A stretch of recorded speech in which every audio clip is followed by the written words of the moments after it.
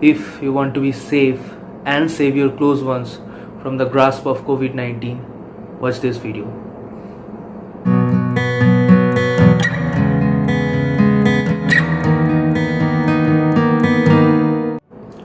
Before starting this video, I want everyone to know that I am currently pursuing my master's degree from Calcutta University on zoology. I am telling you this just to let you know that I have at least some understanding of the science, or rather the biology of whatever I am going to say or share with you on this video. Now, the sole purpose of you visiting this video is to know about foods which will keep you or prevent you from COVID-19 and its subsequent strains. Before I delve into that, I want to stress upon just one line which would be very important throughout this video, so that you keep it in mind that nothing, and I repeat, nothing but your immunity can fight off this disease. Thus, in today's date, it's very important for us to boost and maintain our body's immunity. And how can we do that? Well, I'm gonna tell you about 10 types of food, or rather 10 food items which would help you surely to boost your immunity.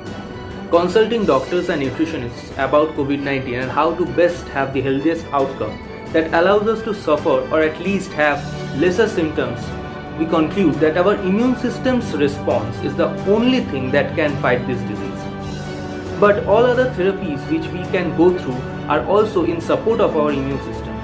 Now, if our immune system is weak or overtaxed with other existing conditions, just like obesity or diabetes, which we are seeing nowadays, it can overreact, creating a cytokine storm of inflammation that leads to a cascade of complications that makes it harder for our body to self-regulate as it attempts to create antibodies to the virus.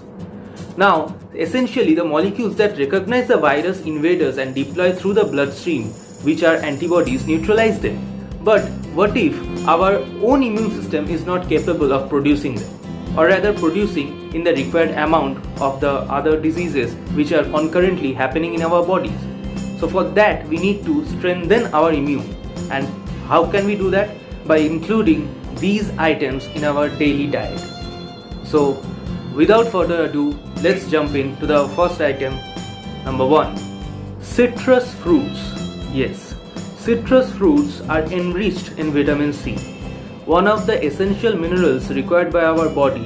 Vitamin C helps in creating collagen, which also helps as a building block for healing of our skin and body tissues. Thus, 65 to 90 milligrams of vitamin C is very much required for a healthy person. Also, vitamin C acts as an antioxidant, which protects cells from damage caused by free radicals. Hence, we should have one orange or lemon, or at least a cup of its juice every alternate days throughout this pandemic. After this, we come to our second food item, which is red bell peppers, or colloquially known as red capsicum. Now, this item is rich in vitamin C, but it also contains another very important nutrient for us, which is known as beta carotene. It's a precursor for vitamin A, retinol. Now, this beta carotene is important for healthy skin, our mucous membrane, and also our immune system. Thus, we should at least get 75 to 180 milligrams a day of this particular food item. So let's start having red bell peppers in our salads on a daily basis from nowadays. Now coming to our third food item, which is broccoli. Yes, broccoli is a good source of lutein, a powerful antioxidant, and sulforaphane, another protein antioxidant.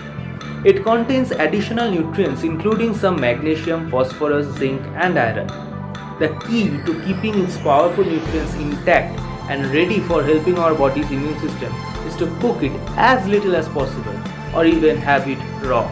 Yes, you can have it raw if it's properly cleaned. Now, I know broccoli is not very easily available in all the markets of our area or wherever you are currently watching this video from. So a good alternative of that would be cabbage. Yes, green leafy cabbage or kale if it's possible to get it in your market. On number 4 we have garlic. Yes, garlic has allicin, a sulfur containing compound which is very useful and has the ability to fight off colds, flus, and viruses of all kinds. Yes, garlic also has antimicrobial and antiviral properties thought to fight off infections. Thus, incorporating cloves of garlic on your daily diet is very important. Number 5. Ginger. Yes, it's a power player for immunity and digestion. Now, ginger is another ingredient that has super properties when it comes to fighting off illness. It has been shown to decrease inflammation and can also help if we have got swollen glands or sore throat or any inflammatory threat. Gingerol, one of the bioactive compound of ginger, which is a relative of capsaicin, which can be used in sweet and spicy dishes.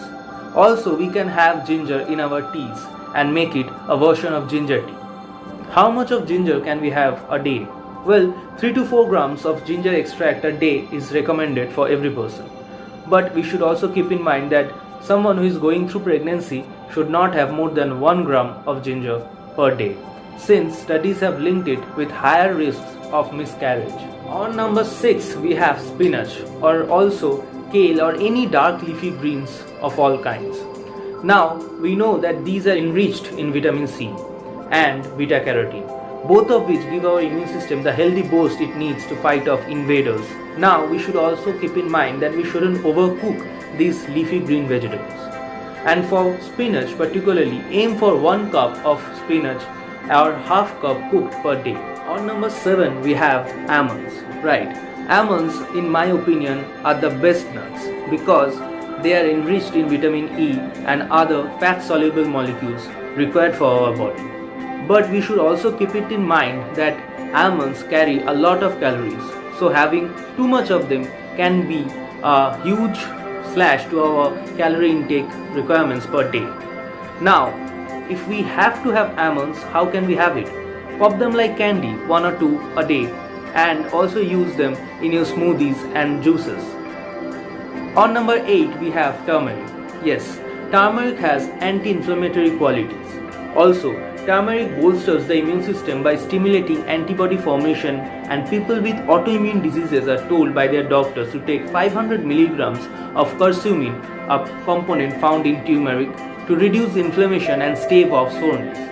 So, having turmeric in your milk or tea is a very good option nowadays.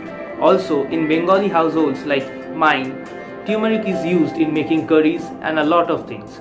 So, incorporate it in your daily diet too. Climbing down to the end of our list, on number 9 we have green tea. Yes, the greatest tea of all time.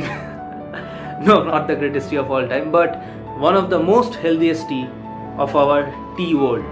Now, to know more about teas, I can give you a link of my previous video, which is top 10 teas you must try.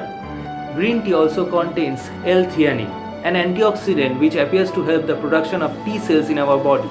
The killer L-theanine may aid in the production of germ-fighting compounds in our cytotoxic T cells. Thus, it helps to prevent as well as fight diseases.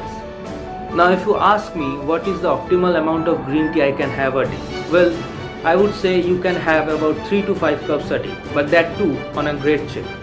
Nothing in great amount is good for your health. You should also keep that in mind. Coming to the last but not the least, number 10, we have papaya, the tropical healer. Yes, papaya contains potassium, vitamin B, folate, which are powerful cell rebuilder. Now, folic acid has a lot of work in our immunity, which also helps in protein synthesis. Thus, the presence of folate is very important in our body. Now, how much of folate can we have in our day?